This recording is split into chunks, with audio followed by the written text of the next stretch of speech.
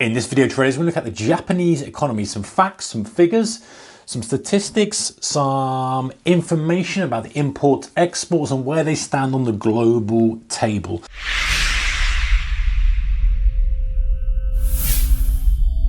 Okay, so Japanese economy is the third largest in the world, and it has a total GDP from 2017 of 4.87 trillion. Now, to put that into perspective, China has 12 trillion of GDP and the US has 19.4, give or take, GDP. So it's quite the way down the scale. Even though it's third largest in the world, it's, significantly, it's a third of the next one up, which is China. 6% of the world economy.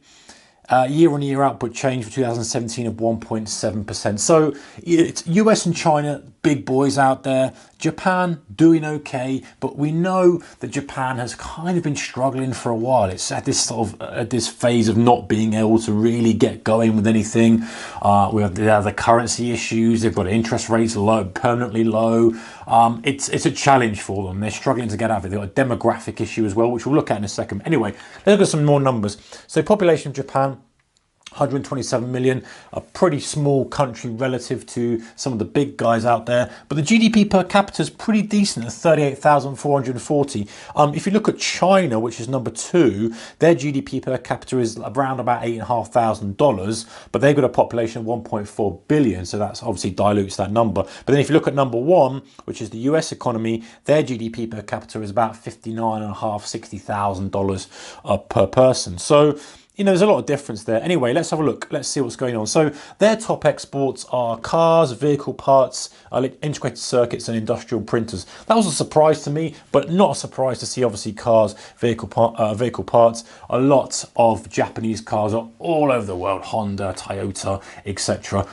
They've got a really good, reasonable reputation as well. Have they got a better reputation than German cars? That'd be interesting to know you guys' thoughts on that one. Let's not get into that argument. But anyway, decent cars, obviously very, very desirable for places like US, China, South Korea, Eurozone as well. We have a lot of Japanese cars in the UK too, so they would be probably 4th and 5th on there. But those are the top destinations, the US, China, obviously being the 2 biggest economies, just thirsty for cars, thirsty for parts and the other stuff. So imports, what do they import? Well, obviously to produce this kind of stuff, they're going to need those raw materials. So they have crude oil, which is for their energy supplies, gas for their energy supplies, medicaments. This is the actual broad base, if you like, for medications. Now, for want of a better word, when they bring it all in, they mix it up. I'm sure there's a better phrase than just mixing it, but you know what I mean. They get the mixture in, make the recipe, make the pills or the powders or whatever it is, put it into the blister packs, and those are the medicines. These are kind of the bulk ingredients for that.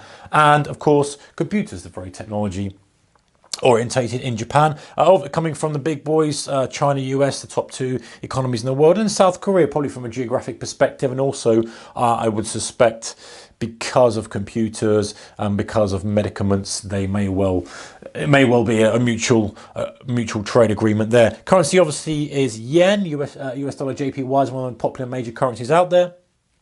A GBP, JPY, volatile yen pair. Stock exchanges, Tokyo Stock Exchange, the major indices, Nikkei 225 and the topics. Now, Nikkei 225 is a pretty interesting one to trade. If you haven't looked at it, it's worth going and have a look at, bringing up a daily chart and just seeing how that thing, when it really gets moving, it gets moving. So what else have I got for you guys in here from some economists who are better positioned to talk about it? Japan is regarded as a real high-tech economy, and we probably know that it's the forefront of Asia until being overtaken by China in 2010, so relatively recent, 7 or 8 years ago, depending when you're watching this. Cars, shipbuilding, pharmaceuticals and banking, prominent industries in Japan. Now, something I alluded to earlier and something that's mentioned here is that many of Japan's problems are coming from this aging population, and there's a low birth rate holding back growth. They have this issue where there's a really large elderly population, and there doesn't seem to be, the younger population aren't having children, and they're getting this issue of aging population. There's no one to support this aging population financially, and this is kind of stagnating the economy. So we had the whole Abenomics thing, which is trying to rejuvenate the economy through monetary easing, flexible fiscal policy, and structural reform. So time will tell if this works out for Japan. So anyway, guys, that's the economy of Japan.